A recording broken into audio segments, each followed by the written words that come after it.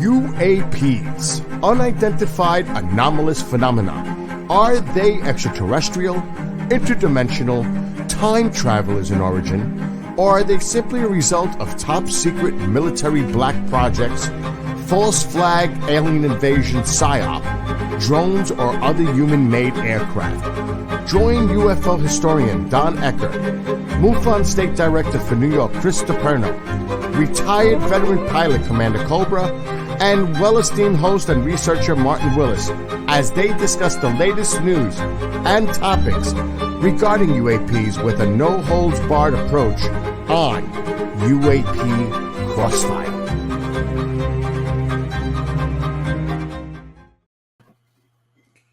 And ladies and gentlemen, a very hearty welcome back to another brand new edition of UAP Crossfire. And tonight, joining us as per usual, in the upper left-hand corner, Mr. Chris DePerno, the MUFON State Director for New York. In the center, excellent, Mr.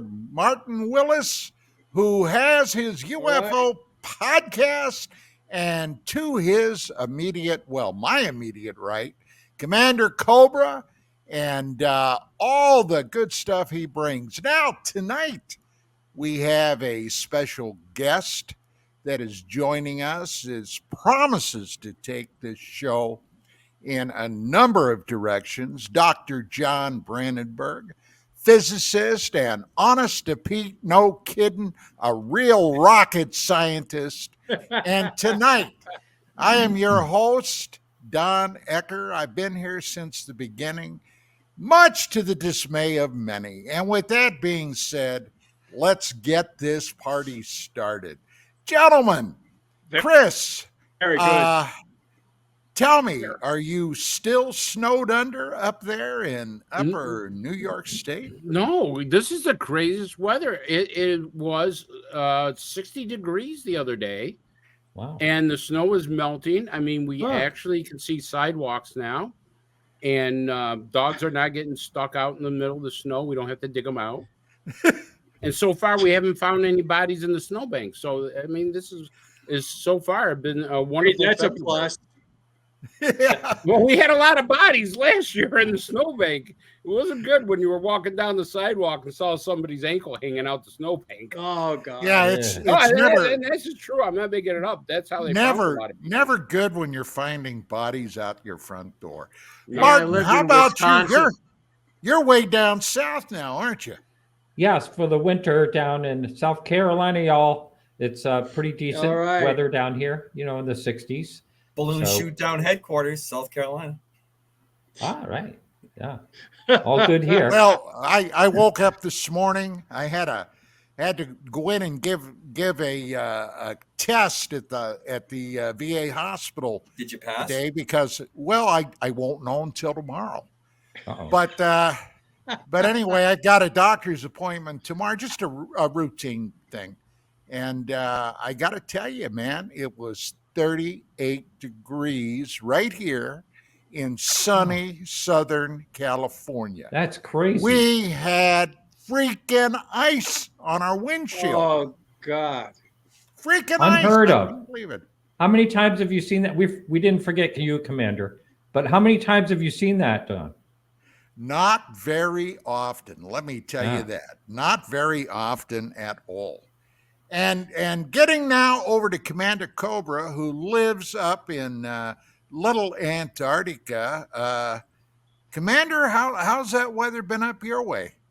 Well, we're warmer than sunny California, and we're expected to hit the high 50s this weekend. So wow, that's just before the snowstorm comes after that groundhog predicted in early spring. So we're going to get one more. We're going to get one more slap up the side of the head. Another former Pennsylvanian who's screwing over the rest of us for sure.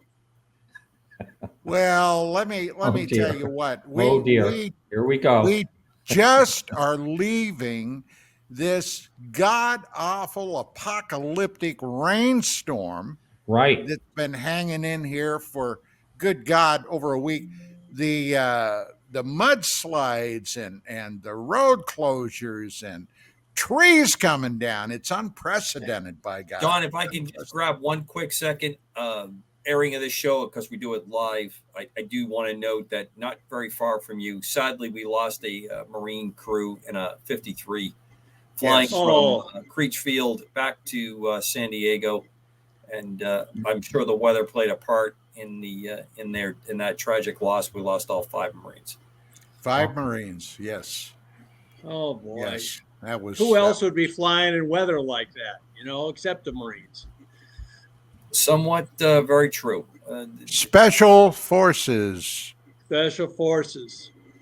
That's who would be flying in that kind of weather if they had to. And now tonight's guest, Dr. John Brandenburg. John, welcome back. A pleasure and an honor. How the heck have you been? I'm actually pretty well. I'm recovering from a cold, so you may notice the presence of Kleenex every once in a while. But it's a pleasure, always a pleasure and honor to be with you guys, especially you, Dawn. So it's great to be here. And we have a lot to talk about. Yeah, the UAP thing. Now, do you personally know yourself? Have you ever spoken with Sean Kirkpatrick?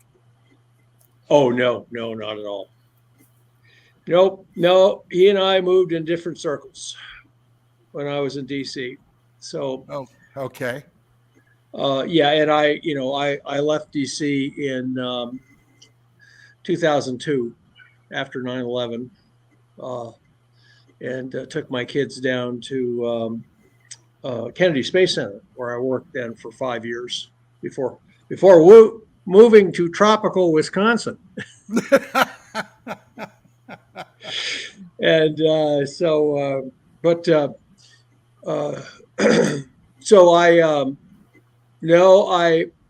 I know people who were much deeper. I worked in what's called Central MASINT organization then. It was then MASINT means Measurements and Scientific Intelligence. So I was basically a scientific advisor to people from various import-export agencies and the military intel types, and heard a lot of interesting things around the coffee machine and the water cooler. Let me put it that way. Yeah, I'll bet you did. Which I then put in as science fiction. I said, I always wanted to write some science fiction. When I was at my farewell luncheon before going to Florida, I told the people I'd worked with, I said, well, I'd like to write a science fiction novel and maybe put some of the stuff in I heard, in the hall and around the water cooler into the novel. And they said, to my surprise, they said, very good, John, just as long as it's labeled science fiction. So I did that, and they told me they would read the novel, and they did. So they told me, several of them said they really liked it. Was that Morningside Pass? Morningstar Pass. I had two gorgeous women as the main characters, along with some rough, tough special forces types. I wonder where I got the inspiration for them, John. No idea. Well, look, we've been banging on the UAP question now, actually, since the beginning of this series, this episode, UAP Crossfire. Now, John, as our guest tonight, as a genuine, honest to Pete, no kidding, physicist and rocket scientist, what is your take right now, with everything you've seen, everything you've heard, on disclosure? Do you think that disclosure will finally happen? Yes, I do believe that. And there's an added complication that I've become aware of, or at least I've heard intimations of, is that various people will be highly annoyed with the human race if we undergo disclosure. if we do disclosure. The cover-up is essential to the operations of,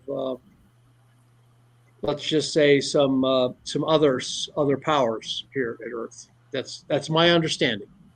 Can you elaborate Can you elaborate with that, Dr.? I will elaborate in just a minute. I will say that I am aware that there are powerful factions within the U.S. government who are moving towards disclosure, that I believe are centered in the CIA, the Navy, the DIA, and other foreign intelligence agencies are actually moving toward disclosure.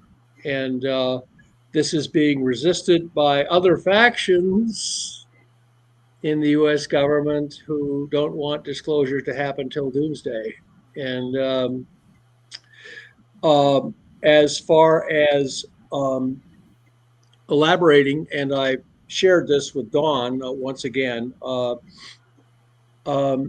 in 1990, I published an article in the MUFON Journal where I had done an estimate of alien intentions regarding the Earth. And that is, why would anybody come here from outer space, put on great displays of power to try to impress the natives, flying over Washington, D.C. in 1952, investigating showing great interest in our nuclear weapons stockpile, beginning at Roswell, where all our then present nuclear weapons were stored, and then doing hybridization with abductions and hybridization with people, with human beings. And I concluded that the hybridization was aimed to create a hybrid species that could then populate the Earth because it would have the human immune system on board so that it could colonize the Earth. So I published that in 1990. I just sent Don a copy of that article. I can certainly make it available to anybody. And so I then interpreted the behavior of the group most principally reported to be involved in the abduction operations and hybridization what are called the Greys, or there's different terminologies for them, but the little short gray guys with big head, they look like their heads are big. Actually, their heads are about the same size as ours, but their bodies are scrawny and they're short, so they look really brainy. But the fact that there is a cover up by the government helps them to carry out this intention. Now, I shared this. I got a lot of very positive feedback, including from people who I know were within the UFO cover up that I had run into in Washington, D.C. when I worked in there. And they said it was the first thing they'd read about ufology that made any sense. And in particular, Hal Puthoff reported that he was very alarmed by this hypothesis and was going to make sure that everyone he worked with was aware of it. I was also intensely criticized by members of the UFO community who I described them as the rainbows and unicorns crowd, who couldn't believe the Space Brothers would ever have a hostile thought towards the human race. But anyway, so I believe that at least one group is intent on taking this planet for their own genetic offspring. The only thing that will survive of humanity is an immune system that's been transplanted into primarily the gray physiology, and that this, unfortunately, the cover-up aids this operation because it allows them to, unmolested by the military or anybody else, carry out these abductions and also all animal mutilations, which are just that's the standard horse head in the bed from Godfather. That's terrorization. There was a number of incidents in Kosovo between the Albanians and the Yugoslavs, where the Serbs rather, where there was a lot of animal mutilations and women being abducted and raped and stuff like this. But it had nothing to do with aliens from outer space. No, it was the Serbs and the Kosovos trading acts of terror and intimidation. They would basically pin a note to the mutilated animal saying, "You're next," And now, one reason that disclosure may be being held up is because the U.S. government is afraid that ending the cover-up may be viewed as a hostile act by some of the species who are operating here at Earth. And I will so I've sort of answered your question. I can speak to other issues, what I call to Don. I tell Don, I know what the big picture is, Don. I know what the big picture is now. Well, it's pretty scary, to be honest with you. Oh, it's fundamentally scary. And some people just completely reject it. They said, oh, no, that can't be true. That can't be true. And I said, yes, it is. It's just like when they've had those plans, they picked up intercepts from the Japanese fleet moving across the Pacific 3 days before Pearl Harbor, and they were sitting there in Pearl Harbor. And they looked at all the intelligence on the table, and somebody said, nah, they would never attack us here at Pearl Harbor. The Japanese would never do anything that crazy. What you're describing is almost like an alien invasion. Because it is. Oh, it is. Yeah. It's a war of the worlds scenario. But if you read Sun Tzu, and you guys have all read it, there's two great works on war. There's one, Sun Tzu, which was done in ancient China, and the best way to win a war is without any fighting at all. You just intimidate your opponents and razzle dazzle them with psychological things and methods, and finally he surrenders without firing a shot or slinging an arrow at you. And that's also the cheapest way of war. Very cheap. Do you compared to von Clausewitz, who says great outcomes require great battles, because he was dealing with Napoleon, not ancient China. Dr. Brandenburg. Yes. Do you believe all the countries know this, or just the United States? Oh, I believe the British and the Israelis are very cognizant of this. So I think that they are actually, those are two of the intelligence organizations that are moving to try and end the cover-up. Wouldn't it be in our best interest to get this out to the American people or the British people or whatever country knows about this? I mean, yes, it basically sounds like a thing out of the X-Files where, somebody is saying, well, we'll just work with these people, and if they want to conquer the United world, they conquer the world. One guy I told this to accused me of being a racist. He says, because you're against alien hybridization. I said, these people are more related to insects than human beings. Physiologically, they're much different. I said, that's crazy. I told him a joke from my novel, by the way, that's told by an abductee. She's the blonde on the cover. She discovers she's an alien abductee, but she gets over it finally. She just wants revenge now. But she says her joke is an alien walks into a bar, a gray alien, and sees an attractive woman sitting at a table.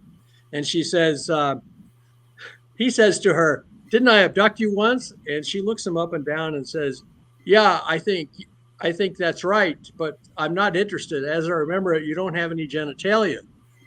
And he says, that's not a problem anymore. I just got a big promotion. Because of social insects, only the very upper crust, the drones and the queen. Intergalactic humor, no doubt. Intergalactic humor. I'm sorry. It's for a very sophisticated Martin. audience. Go yes, ahead. Yes, Martin. First of all, I want to say I'm very proudly claiming that I actually sold the horse head that was in the Godfather at auction I think it was 2009. And, the prop. Right. I was out in California. Yeah. I was thinking, when did you sell this? I think it was 2009.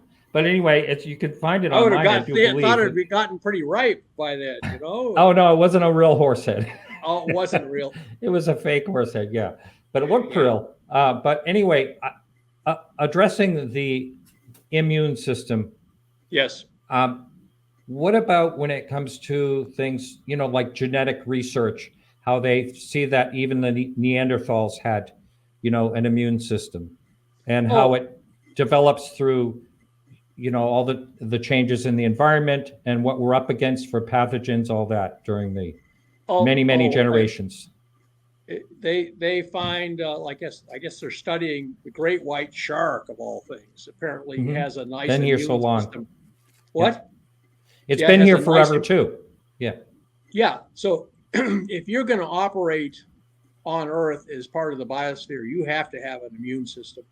If you're going to be an advanced animal, I mean, advanced more than a microbe, you have to have an immune system against all the pathogens, especially viruses in the environment and other microbes, Staphylococcus.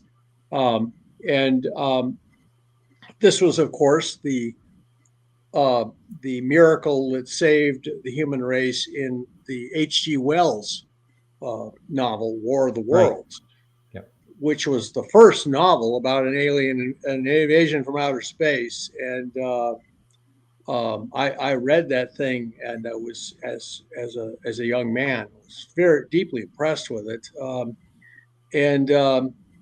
By the way, one of the things that he mentioned basically was the psychological collapse of the human race in the face of this assault by the Martian war machines. But on occasions, artillery and naval gunfire brought down the alien tripods. It wasn't, if the human race had just gotten organized and fought back ferociously like it was supposed to, they could have stopped the Martians, because they had one thing where a artillery shell went right into the hood on the top of the tripod, and it knocked it down. And then of course the iron that was called a torpedo ram, or what it was, knocked down 4 alien tripods. So he was a good writer, and he knew that psychological aspects in warfare, in conflict, are almost as important as technological ones. And so I published that to make the alert that we were facing a dire threat to the future of human existence. And I got a positive response from a lot of people. So I know that's out in the system now. And I'm There's a great question in chat. Say, do you think the Greys have an agreement with the government, and that's why they're not disclosing this? Do you think there's some kind of agreement? There's always been I'm 100% sure that there's always been a rumor that Eisenhower met with had an agreement that abductions could take place and experimented on as long as we get technology. Is there any? Do you know of any truth to that? Or well, I first learned of this possibility from John Lear, who did fly for Air America, and he was close to. Actually, it was Continental Airlines, and this theme of an agreement with the government actually goes back to Lear's original hypotheses that he put up on the original Paranet computer bulletin board service, okay, and then on the computer serve. What the hell was it? CompuServe, CIS, CompuServe information. That's where this originally originated. I just thought I'd throw that in. It has now been echoed by the former head of the Israeli Space Intelligence Service, in 2 years ago. He says, yes, we have an agreement with some alien group. He didn't single out which one. Now, the story I heard was that Eisenhower met with Pleiadian kind of people or very humanoid aliens, and that was, they wanted us to give up our nuclear weapons. And he wisely said, if they're not important, why do you want us to give them up? So, and I look, and I'm smiling as I tell you all of this because I'm half Viking and I'm also part Irish. So the prospect of the human race having a fighting chance, now that we understand the situation, doesn't bother me in the least. I grew up in a rough town. I didn't go to, I didn't have the same kind of experiences that Don Ecker here has, but you notice he's not running out of the room screaming, hearing about this, that we could be in for some serious trouble. But the human race is used to wars. And About to enter a new one. what? Well, we're about to enter a new one. Well, I was telling Don, Don pointed out that the whole planet seems to be gripped with this nameless anxiety, and I think it's because of disclosure, and that's put us in a very bad mood. And we could, but remember when the Foo Fighters arrived? They arrived in mass in the middle of World War II. And can you imagine them approaching a planet thinking that maybe they could accomplish a peaceful takeover, which is the cheapest way of war, and watching, the Russian front and the front in Normandy, and watching all of that, and thinking, oh well, we better wait till things calm down, and then and they did. They waited till things calmed down and tried to intimidate Eisenhower and Truman. I mean, flying a bunch of UFOs over the U.S. Capitol in 1952 after Roswell, that's just straight geopolitical intimidation. The Russians used to fly jet fighters over Berlin all the time to create sonic booms and rattle everyone's windows just to display power. And this was, so my analysis of this, and people say the military would have done me good, but I've worked in defense my entire career. Get that, would you? So I'm just, so anyway, Funny. I'll shut up now and let you guys respond.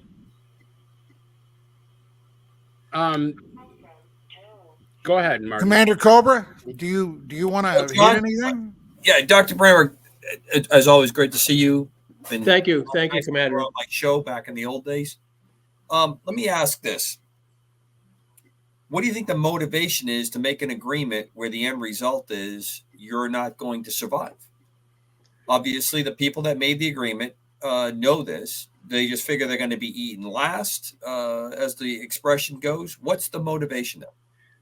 I think their initial motivation was that they trusted, they felt intimidated by the aliens and kind of wanted to get along to move along with them. They felt that their technology was far superior to ours, that we weren't spacefaring, we had no space capabilities. We barely had nuclear weapons. I think that they thought that they could manage this relationship. And then it's only, I mean, when I wrote this thing, and some of the people from the inside, and I put it in the novel, by the way, Morning Star Pass, The Collapse of the UFO Era, people reacted like, oh my God, could this be true? So it was, I think that it was a revelation to a lot of people. Now, so I think that people did not think that was what was going to happen. we basically had to just connect the dots, and like every intelligence estimate of enemy intentions, you basically come up with your best guess, and that's what I did. And apparently, so I'm very glad I did it, and I still believe it strongly, and I believe that the UFO cover-up aids and abets this program to try to make hybrid beings to colonize the Earth with. Well, So- John, let me just butt in for 1 second, Commander. Sure. So you agree with my contention that there is a quote unquote core secret to this? Yes.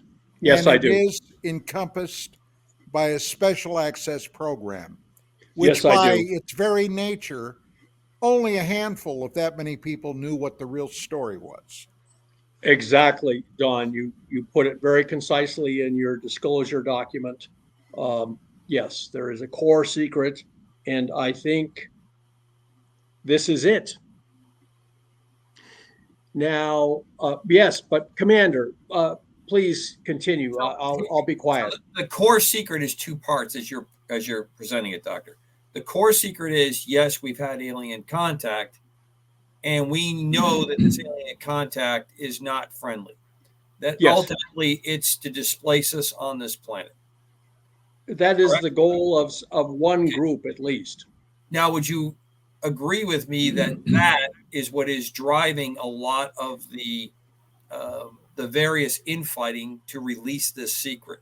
And the reason I say that is the folks that would sign up for this deal and try to extend it, to try to make this as slow as possible, are dying, generationally are slipping away. And now you find out that there's quite a debt on the family farm, and you're trying to figure out, how do I pay that debt off? How do I get that mortgage redone so that I have a chance to till the land, so to speak? Is that Right. what we're up against? Is this what the infighting is against? I think I'm not sure. Unfortunately, in the UFO cover-up realm, it's like Wall Street. Those who know don't say, and those who say don't know. I'm working with just partial knowledge Sure. and reports. I've just connected a bunch of dots. I told one audience, I said, when your head is a hammer, everything looks like a nail. But I went through the Cold War and the War on Terror, and I was in Washington, D.C. in 9/11, and I know that enormous mistakes and miscalculations by this government occur. So I know that. I know we are capable of just absolutely gross miscalculations. And I think that is what has happened here. And so, Commander, I would say that I don't understand the motivations for why they would want to continue disclosure. However, I'll give you one hint. It was the same fellow who accused me of being racist because I was opposing the little short gray guys making hybrids of the human race. I said, well, that they could view disclosure as a hostile act and have threatened the little group of unelected officials with war if we end the UFO cover-up. And he said, well, then we shouldn't end the cover-up. And I said, if we end the cover-up, we have a fighting chance. And he didn't like that. He was a pacifist. And he also said, and I pointed out to him, I said, if we end the cover-up, it is the aliens' choice to have a war. We can't retreat 20 light years from them. It is their option. If they want to leave, they can leave and this whole crisis will end. But if they stay, we'll have to fight it. Okay, last point I want to make, and well understood as you put it. Two parts. Part one is what's the reckoning for the rest of the human race when we find out that part of the human race has entered into such a bargain? What kind of anger reckoning? And I'm part Irish as well, and I can tell you what good, you're part Irish. So that's part one, and part two is a little bit more, I think, almost hopeful in a very dark way. What I mean by it is, it seems to me that we have the means to fight back in a significant way that would make this not a worthwhile enterprise for our would-be conquerors. Your thoughts on those? That's right. Let's see. Okay, so I'll try and answer your... The first part is, what do we do to our fellow betters who've decided this is the way to go? And then part two is, it seems to me that we have a means to successfully combat our invaders. I will answer the first question. I think that if we have to give a blanket pardon to everybody who is involved in this secret program in order to get them to tell us what they know, that will be worthwhile. Leave them to heaven as far as I'm concerned. Just give them a blanket pardon in return for full testimony. That's my suggestion. As far as us having a fighting chance, things have changed a lot since Eisenhower. We now have vast nuclear stockpiles. It's a quote from the movie Dune. It says, "He who can destroy a thing can control a thing." If the aliens try to invade and it turns into a nuclear war, the Earth will end up being a radioactive frozen wasteland. It'll be useless to them, and we'll take a lot of them with us. I don't care what your spacecraft is made out of. If it gets hit with a tactical nuclear weapon on the end of a Sidewinder, it's dead. But here's the thing, is that we've recovered a lot of technologies and reversed engineer it. We also have apparently friendly ETs out there. So here's what I think. We have a fighting chance if disclosure happens and the Greys react hostilely to that. We've therefore forced them out of their nice preferred Sun Tzu mode. They have to fight now. And they know the human race can be very ferocious. So particularly if we're cornered, but also if they could take this place with acceptable level of casualties by just an out and out war, and without it turning into an interstellar war with the surrounding powers, other powers out there, they would have done it.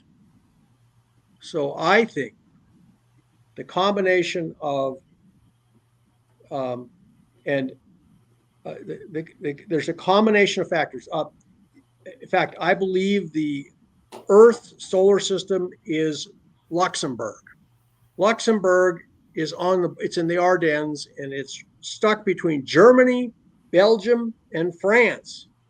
Why has Luxembourg always survived? Because anytime anyone tried to move on Luxembourg, the other two powers would combine against it, and there would be a general war. And especially if Belgium got involved, the British always had treaties with the Belgians. So it would turn into a European war if they tried to just take Luxembourg. So Luxembourg has survived because it's wedged between three major powers. So I think the human race, believe it or not, is in the same kind of strategic location. I ask you, how can many species reportedly visit here if this is not some sort of neutral zone? This doesn't seem to be a zone controlled by any one entity. I believe in organized crime, they call it open city. So I guess you're saying we're an open planet. We're an open city. In fact, if you look at and I've shown this to Dawn, we are actually in this almost dead center in what's called the local bubble. Look it up on the Google local bubble or local void. You'll find that we're surrounded by a wall of stars. If you look down from the top of the galaxy, we're surrounded by a wall of stars but our region has very few stars, and we're dead center in the middle of it. We own Boardwalk and Park Place, as it turns out, in the great cosmic monopoly game. So the reason many people visit us, and we seem so much, and we get so many visitors, is because we're in the center of a neutral zone, apparently, in space. And that means if one entity tries to control this place, other entities will oppose it, just like Luxembourg has survived, because it's in the center of three powers. And in fact, you can't take Luxembourg without risking a general European war. That's why Luxembourg succeeded. And Bastogne, by the way, center of the Battle of the Bulge, is right on the border with Belgium and Luxembourg, to show you how strategic it was. So I believe that we have friends out there, or at least people who don't want the Greys dominating this place. We have a lot of recovered technologies now, and we have enough nuclear weapons. According to Philip Corso, we assembled enormous nuclear stockpiles in both the Soviet Union and the United States, precisely to deter an alien invasion during the Cold War. And I believe Martin, yes. You had something? Martin, yes. Yeah, sorry. Yeah. Well, a couple of things. First of all, anyone that ever talks about the Greys, they say they're very drone-like, no emotion, no, yes. They're just very, could be like the worker bees type of situation. They look like an insectoid society. And then, the other thing is, it seems to me that your theory, or whatever you want to call it, you're really pushing human thoughts, human terms on something we have no idea how they think, what their societies are like, if there are warring factions, if they're conquering factions. I mean, we're only going by human terms, the way we think that a human would do, but that doesn't necessarily mean that something else can evolve elsewhere and be, thinking the same way we are, and being aggressive and warring like we are, and tribal. So I just wonder where you're coming up with all these ideas. You seem pretty assured, as if they're fact, but I just, I want to find out where you're coming up with all this. And before you do, John, before Yes. you answer, I've got to make an observation here. And this is something, gentlemen, that I've thought about, for as long as I've been involved in this research. If you take a look back through all of known human history, the explorers, the people that have gone out searching for new lands, new markets. I mean, much of it was developed because of commerce. But if you go out and you look at who those people were, my heaven, right here in the North American and Central and South America continents, the Spanish, when they came over, were exceedingly aggressive. Every exploring nation around the globe that has sent their explorers out there to find new lands, new opportunities, were aggressive. They were, to kind of coin a term, they were the red meat eaters. Now, do you really think that in the cosmos, these alleged extraterrestrials would have been any different? An aggressive species to even get out in space and go hopping star to star. I maintain they would have to be. They would have to be an aggressive species. And John, go ahead. Oh, well, actually, I would prefer, I would like Martin, or your name is spelled Martian. Yeah, that was a total glitch. I don't know how that happened. But since you're from Mars, it's a cry Martin, for attention. That's what it is. That's what exactly. I prefer that Martian that responds first. Let's call him Marvin. Marvin the Martian. I really think what's happening here is he's trolling you just a bit, Doctor. about Mars with the Martian routine. I think that's I just wanted to see. Actually, I just wanted to see if anyone would catch it. That's really what. Honest to God, that's all it was. Yeah. Well, I'm a Mars guy, you know. Yeah. Oh, I had that in mind. Yes, I have to say. we So call that Freudian in my 2 hours of undergraduate psychology. Very good. yeah. So did someone just point a question at me of somehow? Yes, we Okay. did. Don asked you, well, if anybody's going to go charging out in outer space, they sound like already a kind of red meat eater kind of characters, you know, to go out into space in the first place. Well, not necessarily.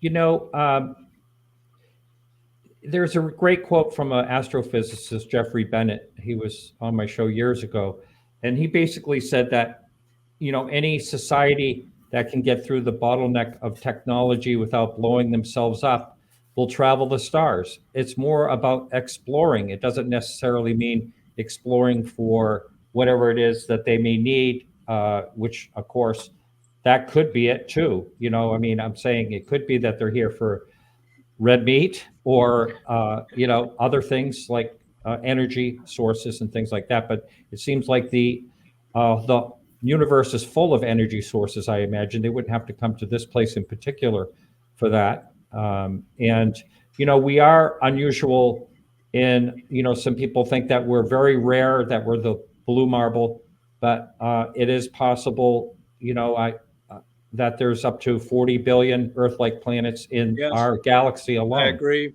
So, you know, I don't know if I answered your question or anything, well, but Martin, I'm going to jump on real quick with something you just said there. If we use Don's North America, South America, Central America kind of example, we had Viking explorations that were a very assertive, but not a very inflammatory group of people. They made settlements, they looked around, they harvested things that they wanted.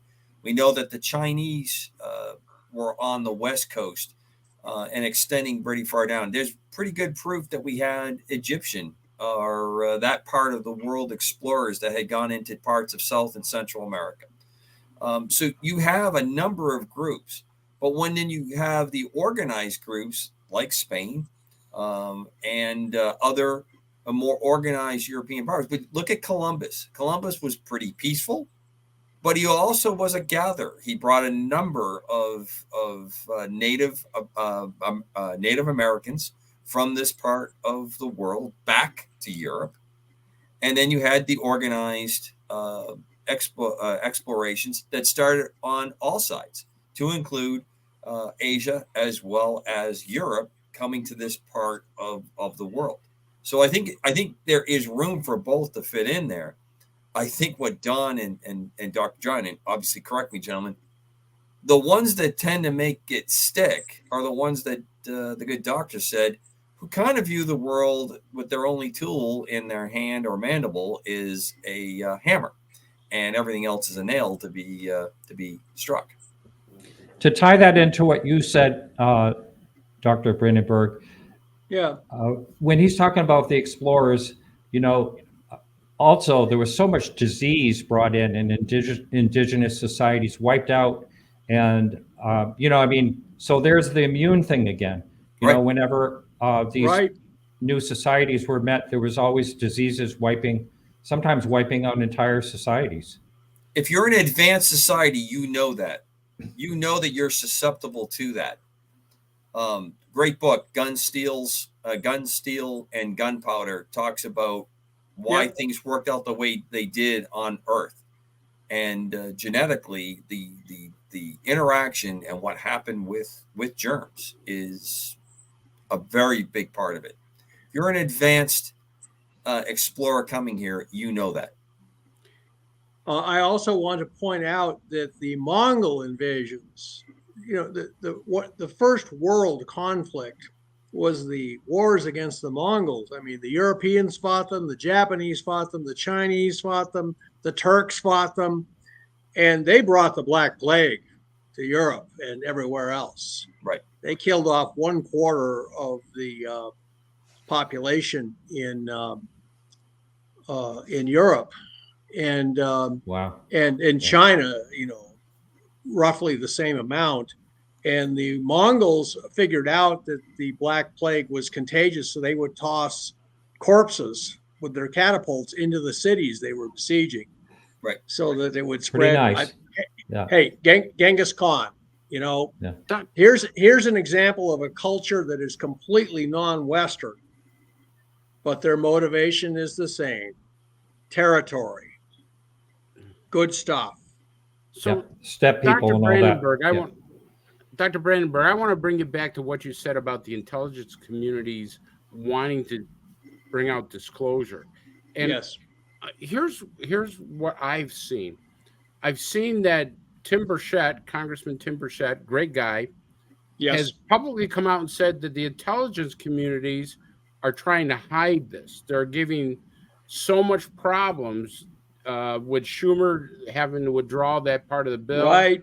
And stuff. So the intelligence communities are actually fighting against that, the disclosure part, at least from what Tim Burchett has said, what other people have said as far as disclosure. And Arrow, I just watched a video, but Arrow with Kirkpatrick has explained that there's no such thing as aliens. There's no proof of it. And he really stabbed Arrow right in the heart. Now, I know that's a ridiculous statement, but this is what he said. I mean, we know better. I mean, come on.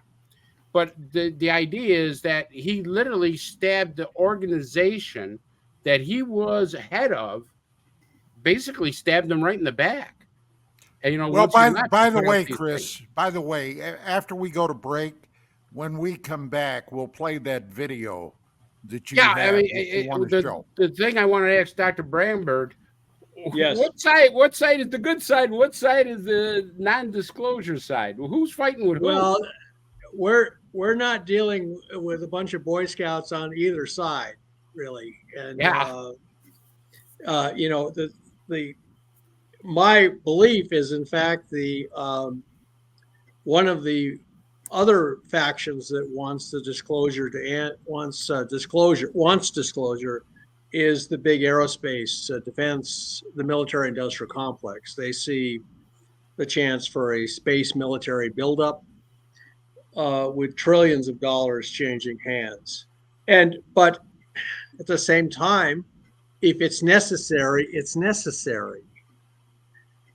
We have to become a honey badger in the universe, I believe, to survive. I'm sorry. And I mean, look at, and Martin, to go back to how can we interpret other cultures who have completely different ways of thinking and stuff like this? Well, look at soldier ants. They wage organized warfare, especially against termites. The termites have soldier termites, and the ants have soldier ants, and they engage in wars of survival and mutually assured destruction. And so, armed organized conflict is not unique to the human race. I mean, people watch Jane Goodall, bless her heart, went to Africa, and she had these nice grants from the National Geographic Society, and she started studying the chimps. And then after she kept reporting, oh, they're really nice to each other. And then after a year, she figured out, oh no, they're killing each other.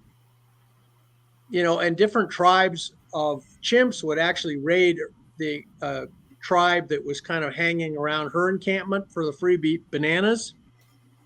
And there was a very high murder rate among the chimps. And then on nights of the full moon, there would be battles between her chimps and the other chimps in neighboring tribes. And she tried to report this to her sponsors. And they said, oh, you can't publish that. Our grant money will dry up. Well, I know we're getting ready to go on break. I don't know if we have any time left. We got about 1 minute. Okay. Just quickly on that. I understand what you're saying. You know, I mean, Sure. when something evolves, it needs to survive the food source or whatever it needs. But let's just say that we have an advanced society that is way beyond what we can imagine. They survived by not killing each other. I would imagine maybe they did in their past, but I would think if they're evolved enough to be traveling the stars and doing what they're doing, then maybe they evolved societal ways that means not harming each other. Maybe. But do we get you know, included in that contract, Martin? Are we worthy to not be served up for dinner? Yeah. Are we their food source? That's a good point. You know, are they looking at us like a prime rib? Well, gentlemen, hold that thought until we Hold come that back. thought. Ladies and gentlemen, this is UAP. I get to respond to Crossfire. Martian here after the break. Okay. I better change my name. Martian, Martian, Tonight- Martian. It's always tonight, Martian. Dr. John Martian, Martian, Brandenburg. Martian. And we'll be back, so stick around. And here we are. We are back, and somebody had Almost all of us. something- Yeah. Yeah. Well, our guest is gone. Is Martian here? Abducted. Martian is here. My God, Okay. John, I thought they abducted you or something. Yeah, I thought the aliens came in and grabbed you, John. Well, I got a Pleiadian princess in the bedroom. She I wants see. to Oh, boy. after this show. Braggart.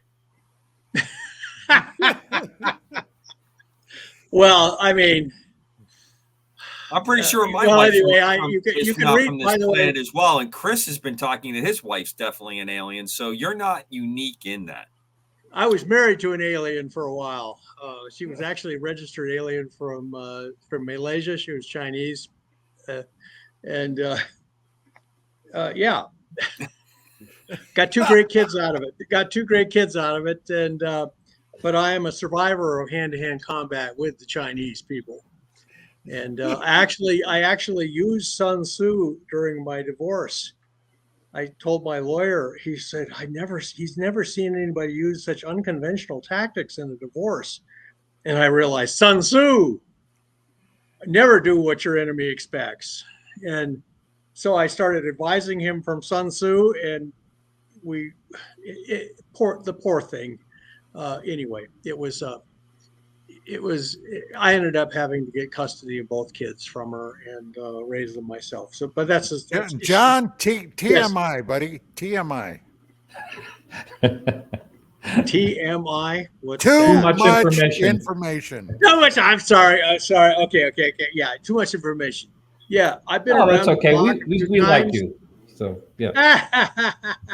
Okay, now Martian, Mr. Martian. No, read that again, would you? Yeah.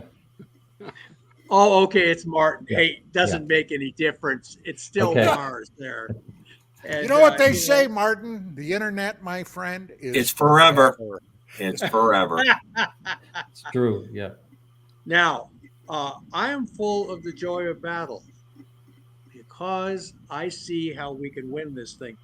I wrote a trilogy of novels about the collapse of the UFO cover-up, the UFO war, and finally the big final battles up on the moon and near the moon, where it instead of nice Sun Tzu without a shot being fired, oh no, the Greys get in a knockdown, drag out with the human race.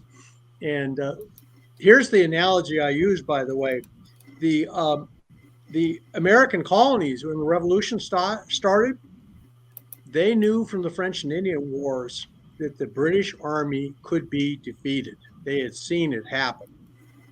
They also knew that it took 2 weeks to sail from Virginia to Britain, but it took 2 months to sail from Britain to Virginia. And you lose half your troops and most of your horses on the way over, and half of your supplies would spoil. They knew also that Great Britain had a lot of enemies. It wasn't just them. So they thought if we make this war last long enough, the Brits will not be able to support logistically across the Atlantic the size of an army they need to conquer this place. And they also knew the British could be defeated. They'd seen British armies routed in the wilderness. And they also knew that they hung on long enough, this would turn into a world war. And that's exactly what happened. By the time the Revolutionary War ended, Britain was at war with Spain, the Netherlands, and the French. They were having battles all over the ocean. They were broke from and it. they were broke too. Oh my God. And the British populace started rebelling, and the Parliament, which had been formerly the bunch of the King's toadies, revolted. And like when they lost their second army at Yorktown, Lord North, who'd been the prime minister, said, he exclaimed, "Oh my God, it's over. We've lost two armies." Yep. So, yeah, they lost Burgoyne's army and Cornwallis's army. And I'd like to flip the coin on what Martin said. You know, Martin, I have to say that, you know, you would think that advanced civilizations would come to more better terms of being peace, but that's not always the case from what Dr. Brandenburg has written, because there may be warlike or hostile entities out there, because from what you've written about Mars, Dr. Brandenburg, yes. there were 2 nuclear airbursts. Am I correct on that? Yes, and yes, you are right. Correct. There's a good possibility, because of the way it was done, from what you wrote, that it was somebody else that probably nuked Mars and destroyed the planet. These were airbursts, apparently by hydrogen bombs as big as the Empire State Building, dropped from space. There's no reason anybody would launch them into space to have them fall down. You just set them off on the ground. If you wanted to destroy yourself, no, they were destroyed by somebody else. And whoever destroyed the people on Mars wanted to make sure that Mars could never recover. Now, wasn't Mars a thriving planet at one time, sir? Yes, it was an Earth-like planet with an ocean. Water. Yes, much water like Earth. You found rust, correct? And yes, rust. Oxygen.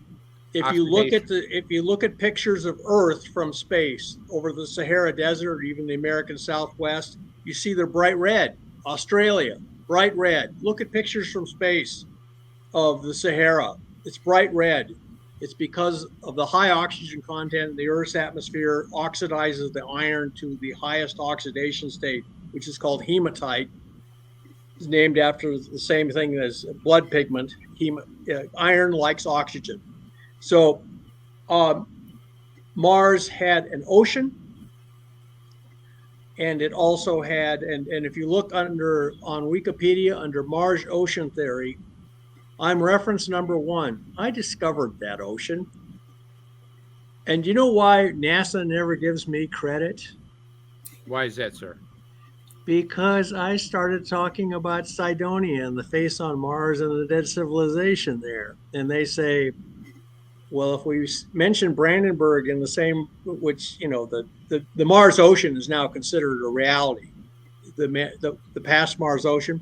Look it up on Wikipedia. Mars ocean theory. I'm reference number 1. I presented the first paper in 1986 at a conference in DC to 1,000 Mars scientists. They never give me any credit because Mars research is a business, my friends. It's not a science. It's a business. So I got a few, if the others don't mind, I got a few pictures here. Could you explain to the listeners about these pictures? Sure. So this one here, you show, from what I understand, these are yours. You show what these 2 nuclear explosions are. Can you explain The biggest nuclear explosion was apparently to the northwest of Cydonia Mensa. Now, the winds on Mars are actually cyclonic winds, just like on Earth. That means the weather comes downwind. So all of the fallout and the most powerful shock waves, plus the fact that since they detonated over the ocean, tidal waves as tall as 100-story buildings then hit the coast where the face on Mars at Cydonia Mensa is. There's a second archaeological site, which I discovered, and have published at a place called Galaxis Chaos. The smaller nuclear explosion was to the northwest of that. So the explosion sites, where, by the way, there is trinitite glass, etched glass. Correct. The nuclear weapons were like a million megatons each. It didn't matter if there was an ocean there. They just blew the ocean away. They blew all the atmosphere away. And you think, why would anybody indulge in such complete overkill on a planet? And I think, well, why did Genghis Khan make pyramids of heads when he would take a city that resisted him? It was to make the other cities surrender quickly. It was, yes. Go ahead, Martin. The magnetosphere is why a lot of scientists have said that that's how that Mars lost its water, its atmosphere. You're saying it had nothing to do with it? No, that's bullshit. I'm sorry. And is that a scientific term, Doctor? I just want to get that. That's a scientific term. Yes, yeah. Bullshit.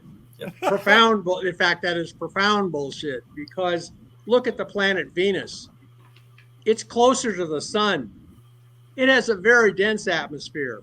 The solar wind's constantly, it's got a very dense atmosphere. It hasn't eroded its atmosphere at all. Well, it's a different type of atmosphere. And does that No, it's CO2. It's CO2, the same as Mars. We don't know do we know what Mars was on Mars for an atmosphere? It still has a bit of an atmosphere. It was originally that was wiped out. We don't know, but it looks like it was oxygen rich, had nitrogen, probably a lot of CO2 also to make a greenhouse. And methane. Trap heat. And methane, yes. And on Mars now, in the spring and summer, oxygen levels and methane levels in the atmosphere rise, and then they drop during the winter. Mars is breathing even now. It's got a residual tiny biosphere. And Martin, I realize this is all hard to digest. I've had to digest it for years. I will tell you, when I found out what probably happened on Mars, I will confide that I wept like a child for about 3 minutes. But I said, Brandenburg, get a grip on yourself. This is serious business. You get around yourself, and the good thing is, even though it's a terrible thing to discover, and Commander, I know you want to talk, Martin, the best thing is that we know it now. We know it. So I'm sorry, Commander, please. No, I John, we've had the talk on Mars, and I appreciate the deep emotional sentiment that you have. But that's how you kind of approach your science, and I like that. It has the conviction that I appreciate. But I've seen a couple things come up in chat. So 3 quick things. Sure. Audience is interested in your take on JFK. And I think they're asking from a conspiracy kind of capability. I've seen a couple pieces on it. Mars edits via Google, and what your impression on the Tic Tac. 3 things. The Tic Tac that was seen about 10 years ago now, off the coast of California, and was seen by Commander Fravor and the battle group. Yes. Your thoughts, please. The first question was, let's see. JFK. And I'm sorry. JFK. I'm drawing a mental block. If there's what your thoughts of cover up, what was going on there? What do you think? Well, we all know that JFK was a rather colorful character in his private life, and he had a lot of enemies. And to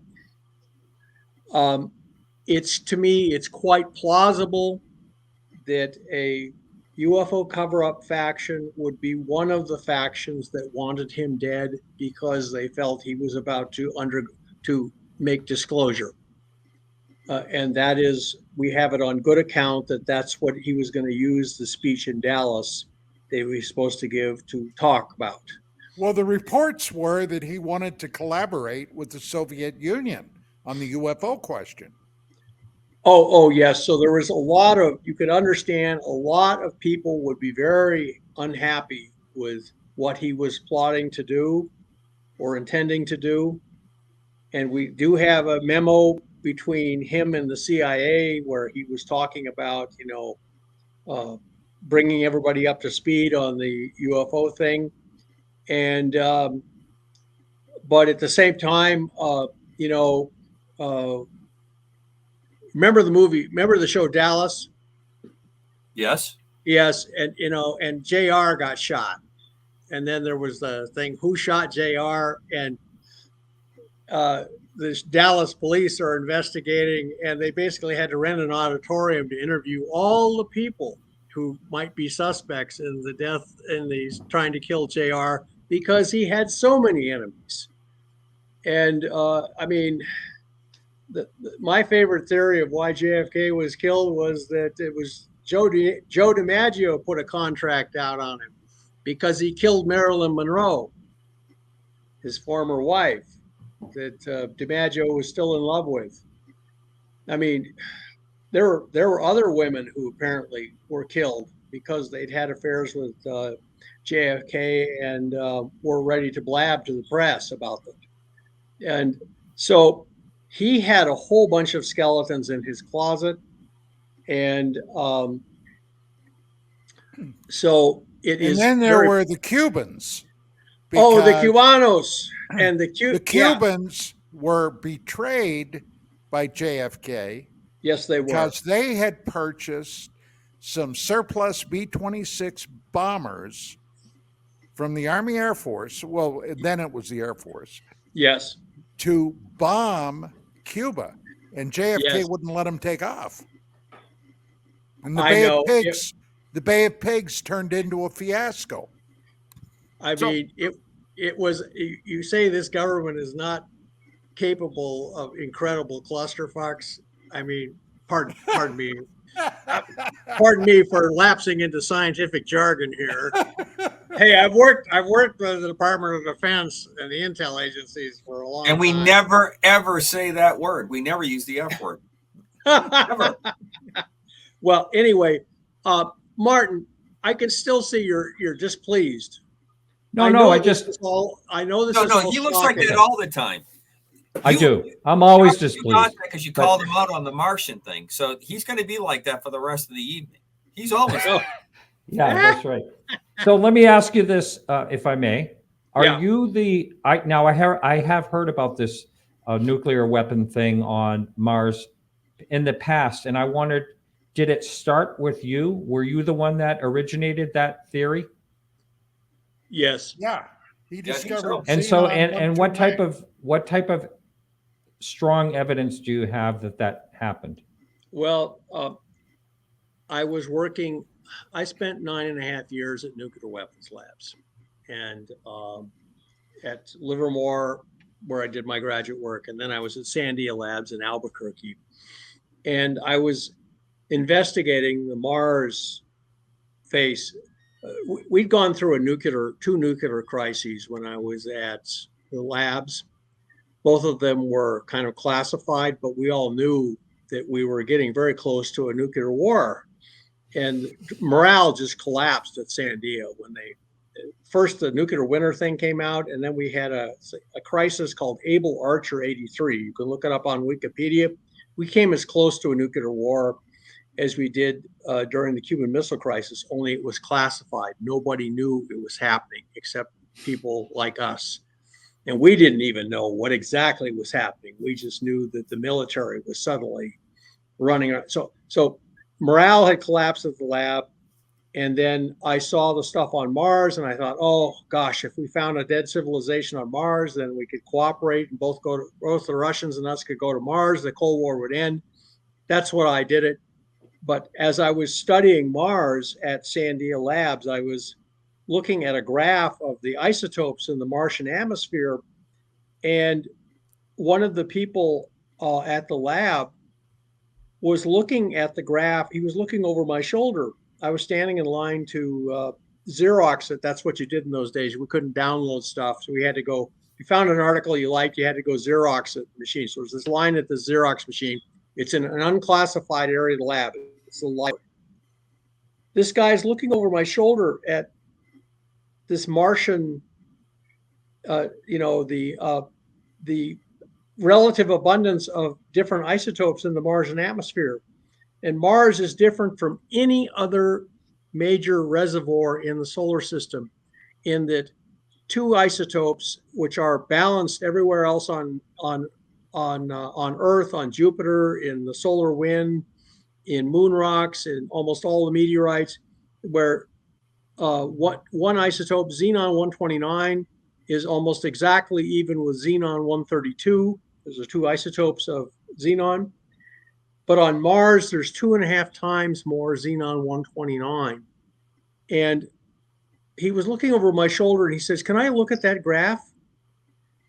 So Dr. I said, Brandenburg, "Sure." I think we got the graph right here. Can I show it? Is that okay? Yeah, just please do. Is that it? That's it. That's Earth, and Earth is Earth is the same as everybody else in the solar system, but Mars is dramatically different in terms of the amount of xenon isotope at 129. Now, he looked at that graph, and he was actually a very kind of genial, friendly fellow. We're standing in line together, we're talking about the weather and stuff. And he says, "Oh my God, somebody nuked him." And I knew there was a group at Sandia Labs that actually analyzed the atmosphere to look for signs of covert nuclear tests by monitoring isotopes in the atmosphere. Most of them are radioactive, but apparently xenon 129 spike like that is a signature of nuclear explosions.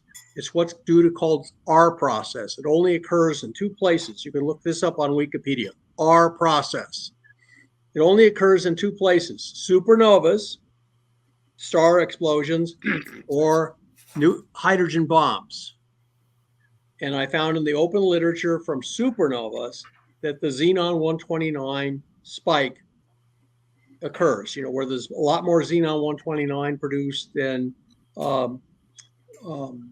and I presented that at, by the way, at one of the recent Mars Society meetings. Nuclear explosions on Mars. You can look it up on YouTube. And so I found it in the open literature. And when I found it, by the way, I reported it to the Defense Intelligence Agency, which I knew had a Mars desk by that time. I knew they had a Mars desk. So I called up the person I knew was at the Mars desk, and they sent over somebody and listened to my whole thing about why there was nuclear explosions on Mars. The guy took a lot of notes. It was very serious. And I said, "What do I do? That I found this, and I mean, I was working with a high security clearance at the time. And I said, "What do I do?" And he said, "We'll get back to you." And I thought, oh brother, that'll, a million years from now, they'll answer. No, 6 weeks later, they sent me back a message through channels saying, "We see no reason to classify this. Why don't you publish it?" So they wanted it to come out. So you're talking to the clueless tool of the US government, or at least a faction within it. They wanted the nuclear war on Mars to come out. So I have brought it out. So wouldn't you say there's a theory that if somebody nuked Mars, the hybridization product is just a different type of war? They said, "Well, look, we really screwed up this planet Mars. Maybe we can conquer this." Oh yeah, Mars was good to nobody after they nuked it. And by the way, that actually happened before the dinosaurs on Earth. It happened hundreds of billions of years ago. So whoever did it is long gone. And but you can imagine that if look at this planet compared to every other planet in the solar system, where would you want to live? Here. This planet is very valuable. It's got a lot of water, a lot of resources. It's got an atmosphere you can breathe without a spacesuit. It would be a great place to have. I mean, and so, but if you tell people, okay, and this is what Corso said in his book, The Day After Roswell. He said basically the United States and the Soviet Union basically wired the house we live in with dynamite and told the bank, you want to foreclose on this house? Be our guest. Come in and have a cup of coffee before I pull the trigger. I hit the detonator on this thing. If you have so many nuclear weapons that no one can take this place without it becoming a radioactive wasteland, then it's useless. So this is actually a deterrence against alien invasion, in the words of Corso. And I believe that that was probably true because the nuclear stockpiles had so much overkill. One person told me, he said they can make the rubble jump on every major city on Earth 10 times, 10 times. The first one reduces it to rubble, and then you make the rubble jump 10 times. They have much more nuclear weapons than they need to destroy the Earth that it makes no sense that they would just keep making them. And but they did. And so there was basically an under the table agreement, apparently between the Soviet Union and the United States, that we can, as it says in Dune, who can destroy a thing can control a thing. Yeah, by the way, I chose the strategy of trying to find some natural explanation for the Xenon 129, a big natural nuclear explosion from natural nuclear reactors, which we know occurred on Earth, and that was to get it into the literature. I almost half believed it myself, but people told me, oh no, the Xenon, it doesn't produce a lot of Xenon 129. You have to have a reactor. Even a natural nuclear reactor uses moderated neutrons. The neutrons are slow. They don't produce a lot of Xenon 129. It's only rapid nuclear weapon explosions where the neutrons are very rapid, moving very rapidly at high energy, that make the Xenon 129. So, but I was able to go to conferences and present the natural nuclear reactor on Mars that went unstable and blew up. But it would have left a big crater if that had happened on Mars, and the Xenon spectrum would have been wrong. And so these were airbursts, and they were what's called R process, rapid high energy neutron driven processes. And that's what, and so, there's a line in Star Wars. It's the original Star Wars movie. It's Governor Tarkin is asked, why are we going to destroy Alderaan when Princess Leia has just told us the alien base, the rebel base is at Tatooine or Dantooine. And he says, oh, Dantooine is far too remote to be a good example. The Death Star was a terror weapon. They wanted to terrorize people, so they blew up Alderaan to set an example to other planets. And I think that's why Mars was destroyed. It caused people trouble who wanted Mars. Mars was a nice planet, and they wanted it, and the Martians wouldn't. Martin, your buddies. What was that? Oh, that's a phone alert they give in Texas. Coming. What? Never mind.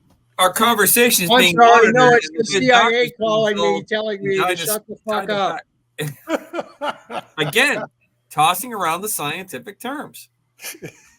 Well, I'm sorry. Pardon me. I know there's if I can speak just for a second. Oh, please do. I know. Yeah. Well, I know there's another theory out there. I'm just reading right now of the high levels of Xenon 129 in the Martian atmosphere resulted from the decay of now extinct iodine 129 and indicate the planet underwent major differentiation and crust formation within the last 100 million years of its history. And this is something that was proposed by Professor Greenville Turner, Manchester University in the UK, When did he propose this? 1996. I'm sorry, 1996? Yeah. I'll link the article. Why would the people who have running the rovers on Mars, if there was a simple scientific explanation, natural scientific explanation for the xenon 129 excess, they would have broadcasted it. Instead, when they landed on Mars recently with a new Mars rover and resampled all of the gases in the Martian atmosphere, including xenon, they measured the same xenon 129 excess that was measured by the Vikings a half century ago. And they referred to the excess of the xenon 129 as a mystery. I can quote you, I can send you the article. And people 20 years ago also they revisited the issue and they said there is no because iodine 129, and I'm sorry, I'm going to get really technical here, and not with four-letter words, but just scientific jargon. Iodine 129 has a half-life of 16 million years, and it's made in nuclear weapon explosions. And it immediately gets in your thyroid and can kill you. Okay, so that has a half-life of 16 million years ago, and it's also made in supernovas, and it decays in the xenon 129. However, there's another isotope called plutonium-244 that has an 80 million year half-life. It makes a lot of xenon 132, the balancing one. So what you see in the Earth's atmosphere was the decay of a lot of primordial iodine 129 and then a lot of primordial plutonium-244. I can provide to Don the scientific article where this is discussed. The plutonium-244 component is seen in the Earth's atmosphere. It produces a spectrum of xenon around 132. And it's easy to see that when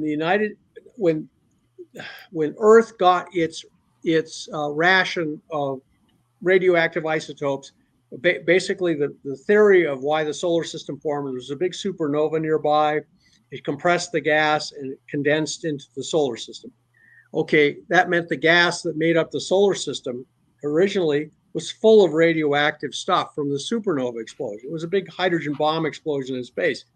Okay, it produced a lot of iodine 129, which decays to xenon 129. It produces a lot of plutonium-244, which decays into xenon 132. The other half, by the way, it's called the Dolly Parton distribution, by the way, again, very scientific. Because it's two peaks like that. And so now, okay, the iodine 129 all decays in 16 million years, and then, or half, it's decaying on that time scale. And then the plutonium-244 decays over 80 million years.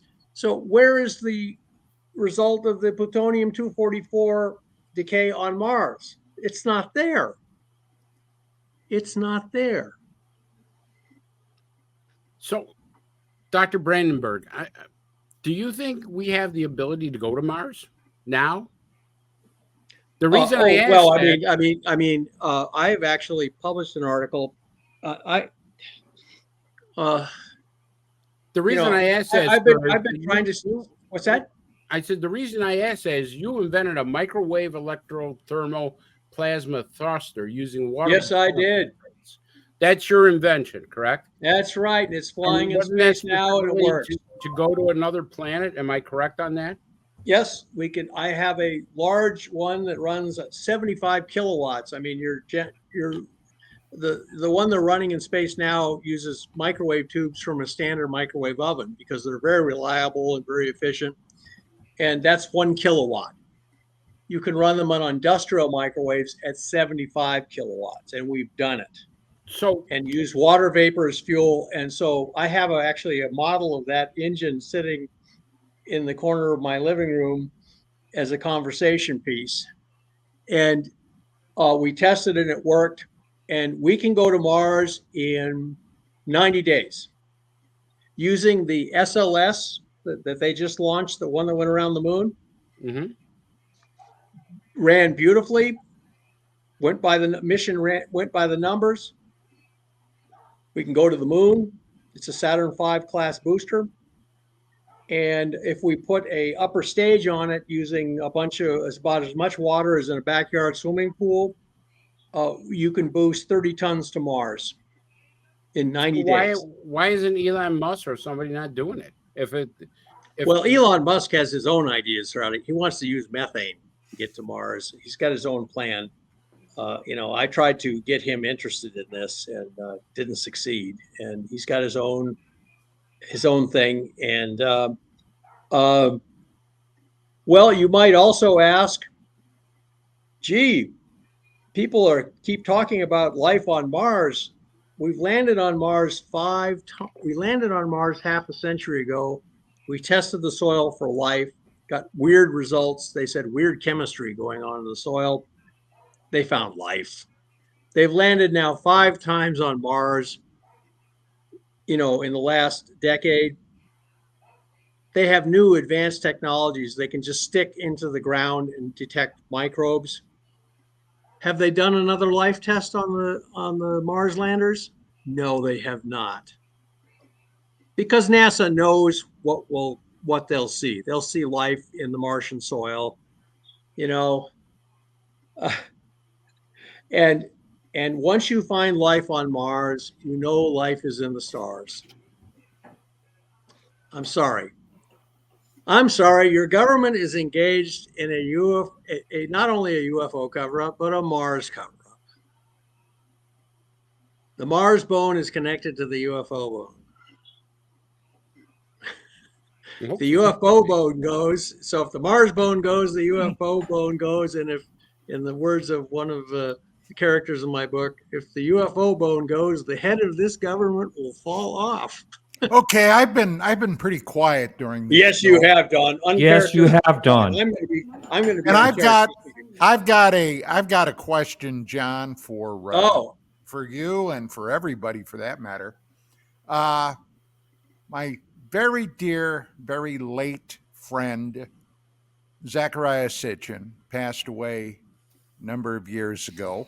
Yes. And he wrote a series of books which ultimately ended up a historical analysis of the human race, especially in regard to ET.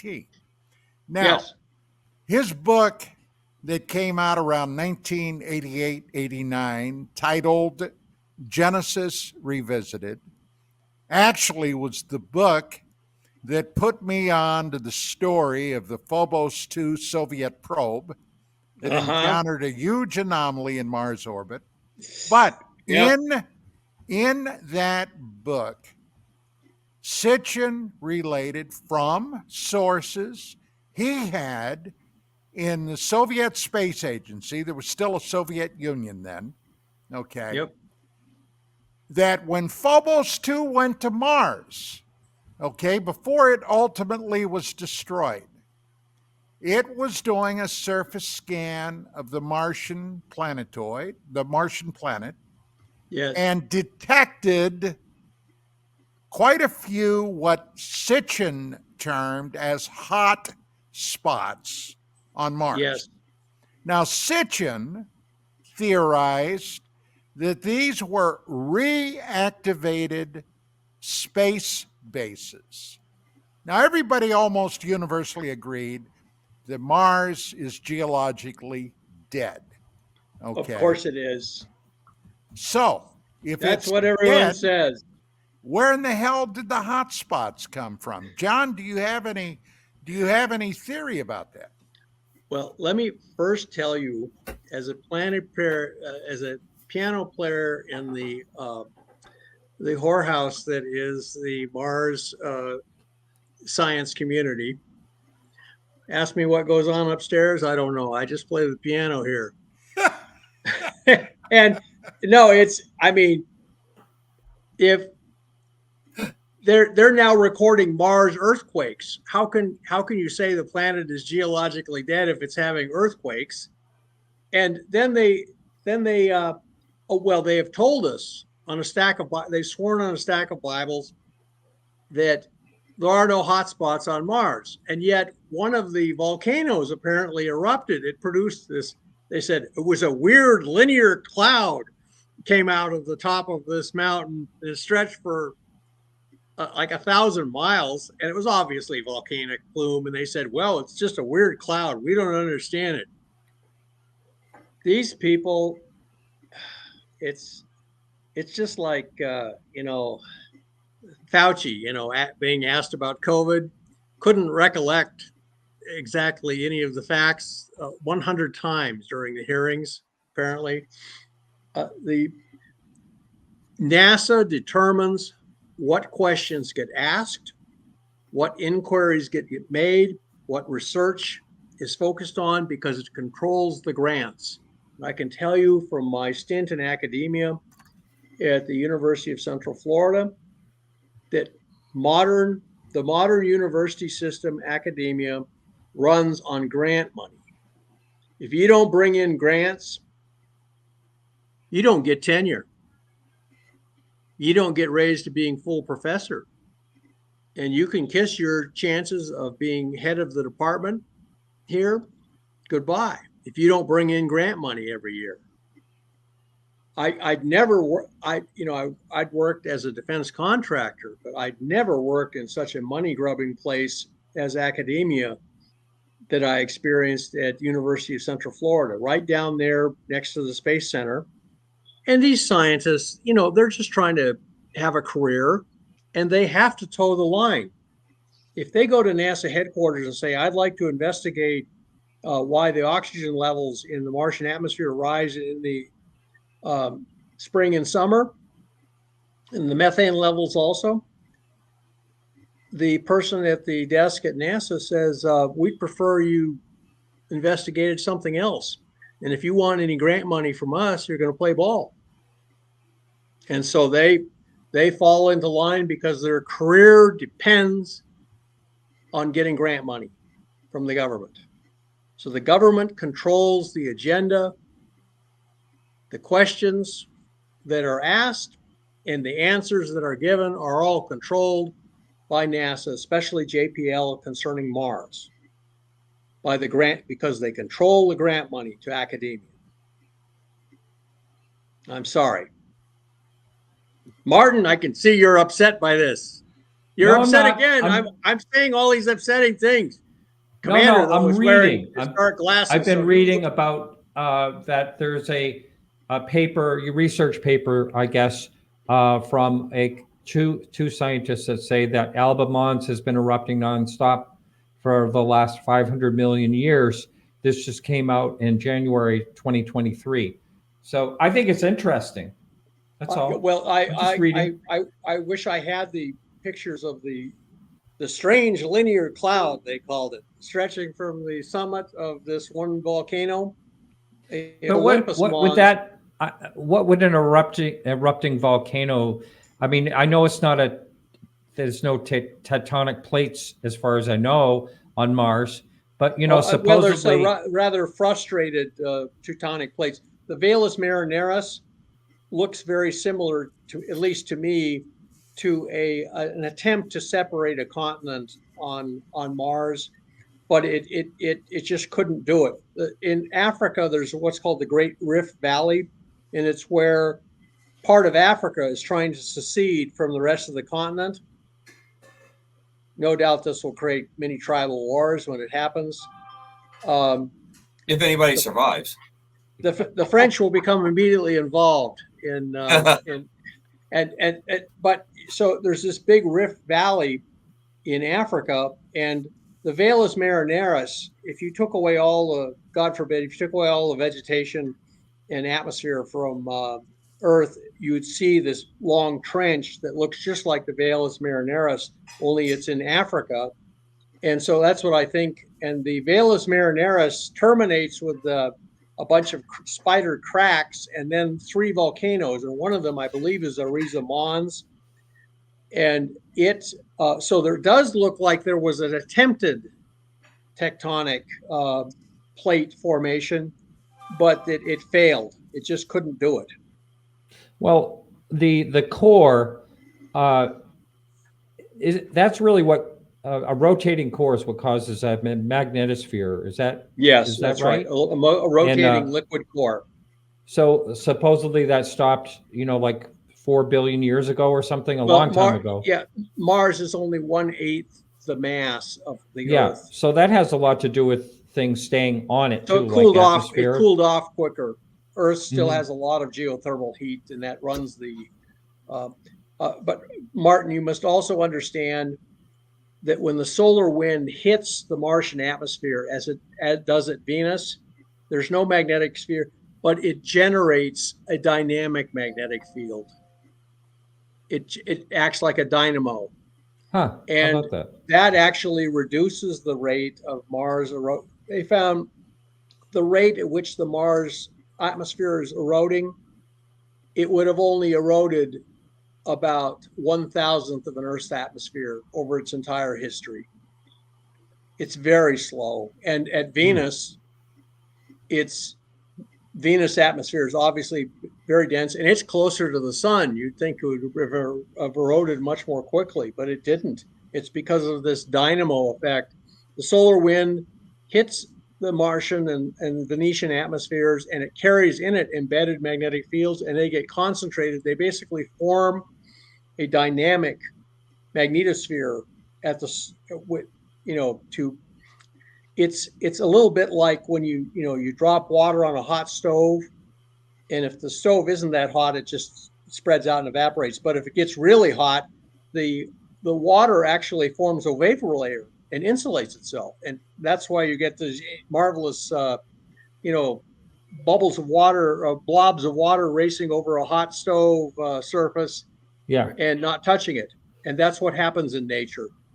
Nature has ways of kind of short-circuiting processes and making what's called the hovering glob of water over the hot stove kind of effect.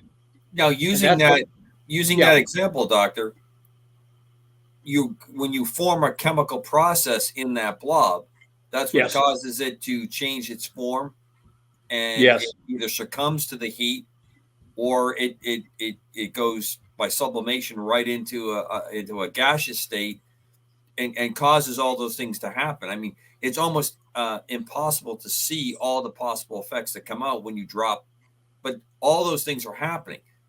So you spend a lot of time defining different elements of that process.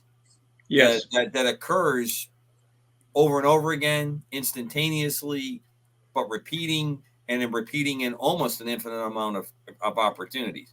Once again, the math major, trying to prove that he has some kind of, knock here that he can throw it on there. I won't throw the F word because you and Don have used it way too much tonight. But I want you to know that in the math, I apologize for that. I object. I did not use that word. Yes, you did. Before we came on the air, that doesn't count. That dropped that like the hydrogen bomb as big as the Empire State Building on Mars before we came on here. Okay. Well, let's be honest. That happened. Hey, Doctor. Our producer's got a question for you. Sure. He wants to ask about the Russian scientist Eugene Podnikov or whatever the hell it is. That Moscow called back and confiscated his research. Oh, they did. As soon as he started seeing anti-gravity in his lab, and he was doing his work in, I think it was Finland. The KGB showed up and said, "You're going back to Russia, comrade." And they packed up him and all of his stuff and packed him off to Russia. And he wanted to ask if the Tic Tacs are ours, or do the Russians have an advanced propulsion system? Because they're bragging about their hypersonic. I don't really know. I tend to think the Tic Tacs. Wait until Tucker Carlson's interview comes out. We'll find out. Yeah. Oh, by the way, wait. Before you get on that line, you almost said it, but you didn't say it. Tic Tacs. Are they ours? Are they extraterrestrial? Do you think the technology is spread across the planet if it's ours? The producer wants to know. Oh, I tend to think the Tic Tacs are extraterrestrial. That's my Yes, own. finally someone on my. That's my own. Yes, but someone's on my side. There you go, Martin. Yeah, finally. I got a quick question, if you don't mind, going back to the Xenon 129. Couldn't that have been produced by the formation process of Mars? Because that is a stable isotope of Xe. Oh, it is, and so is 132. But like I said, the Xenon 129 decays over 16 million. So you've got a bunch of Xenon 129 forming in the Martian atmosphere. So you got an initial spike, maybe, and then the plutonium 244, which is roughly in equal amounts, it decays and produces the other half of the Dolly Parton distribution. And people had said, oh, well, Mars released all the stuff from the iodine 129, but for some reason confiscated all of the stuff from 80 million years, 60 million years later from the plutonium 244, and has kept it confiscated for 4.5 billion years. And I'm sorry, that is just not scientifically plausible. People have looked at these models of, somehow selective embargoing of releasing 129, but embargoing all of Xenon 132 from the longer-lived isotope. And they said there's nothing viable there. They just say it's a mystery. We don't know. Well, here's another thing. I know we're running out of time, so I'm just going to, and I don't want to hog the whole thing, but the problem, if there was civilizations of some kind, is that the erosion on Mars is so very, very slow. Wouldn't you, even if so much time has gone by, but wouldn't you still, because of the very slow erosion, you'd see some type of signs of civilization? I'm not talking about the face, which is, an image that they've proven is a natural, unless you have an argument against that. I do, but please continue. Please continue. No, that's basically, that's really. We got just under 4 minutes, gentlemen. Yeah, that's it for me. I really have talked too much on this show. No, you haven't, Martin. You made very good comment. All of you guys have been great to work with on this thing. Doctor, what about fusion? One of the. Oh my God! Now you want to talk about something really controversial. You only have 3 minutes to give us the whole. 3 minutes to talk about fusion. No, 2 minutes and 30 seconds. Don, that's got to be a subject for a different thing. I'm sorry, Chris. Yeah, it really does. Okay, so note that the doctor does not want to talk about fusion. Everybody on the planet, listen to this. He's backing away from fusion. It's very controversial. Martin, just to answer your question. It's always good to see you. You're right. It's you guys. I really have enjoyed being on your show, and thank you for the good questions. And we're not done yet. Okay, well, let me tell you something, Martin. If you believe that they have put the face at Cydonia and the pyramid beside it, by the way, that is a dead issue. What about the photos you've seen from, I can't remember, not what they call it's not the orbiter, but it's something else. There's a lot of different pictures of that show that it's not a face, from different angles. It is a face. No one would ever manipulate that information. I mean, we could devote an entire. Don, that's another show. All right, because so I would like to show you these two shows. There's the Fusion show, and then the Martin F. Lies show. And I'm sure that night Martin will spell his name Martian again. Martian again. Spirit. And Martin, I have, if you look at the book, Death on Mars, I have all of the pictures. It was scandalous the way they tried to spike the Face on Mars controversy. That's all I'm going to say. And it's all in the book, Death on Mars. Before we jump, I do complete with frame numbers. Anyone can look up the frame numbers. I just want to jump in.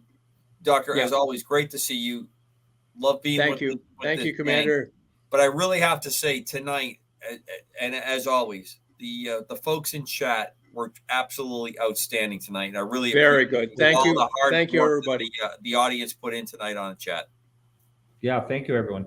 Well, gentlemen, we have less than a minute now. First off, John, Dr. Brandenburg, I want to thank you. I found it's been a pleasure and an honor being with you guys. An exceedingly fascinating show. As always, Chris, Martin, Commander Cobra, you guys do an outstanding job. And I want to appreciate KGRA DB and our wonderful producer, Bill Skywatcher. As always, Bill carries through. And that's about it for tonight. We will be back 1 week from this evening. And let me put a shameless plug in for my show, Dark Matters Radio. I think my wife, who was the founder and publisher of UFO Magazine, has finally agreed to join me this coming Monday. So that's something to look forward to. Hey, all right, ladies and gentlemen, thank you so much. This is the sound of two hands clapping, by the way. And Chris will be back next week with a great guest. Yes. Oh, yeah, Good James night. Goodall. We're going to have James Goodall. Have a great weekend. The Super Bowl this weekend. Don't forget. Go 49.